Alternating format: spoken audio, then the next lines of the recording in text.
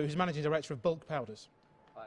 You announced last week that you're increasing UKTI's resources to double the support for British exporters to China.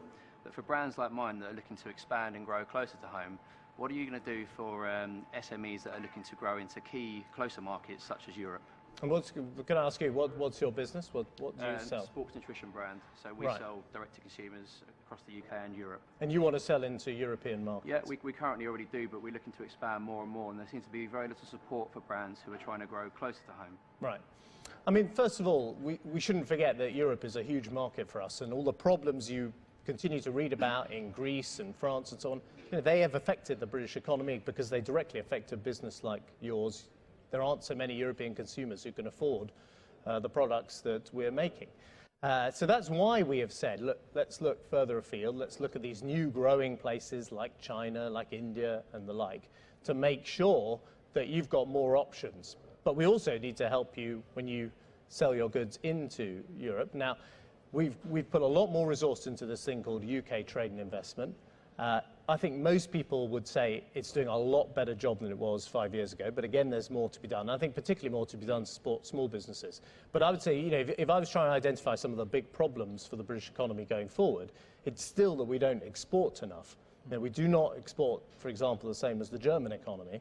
And it's not the biggest companies in Britain that struggle to do that. It's often the small and medium-sized companies that are having trouble. And that's where there is a big role for government in saying, look, this is how you do it. Have you thought of this market? We can help you in this particular way. And expanding the support we've given to UKTI is something I've managed to do in every single budget. Adam's wider issue is that the trade deficit's now 35 billion, widest since 2010. Well, yeah. I mean, look, the latest trade deficit numbers, which came out just 2 weeks ago, actually showed the smallest trade deficit for 15 years.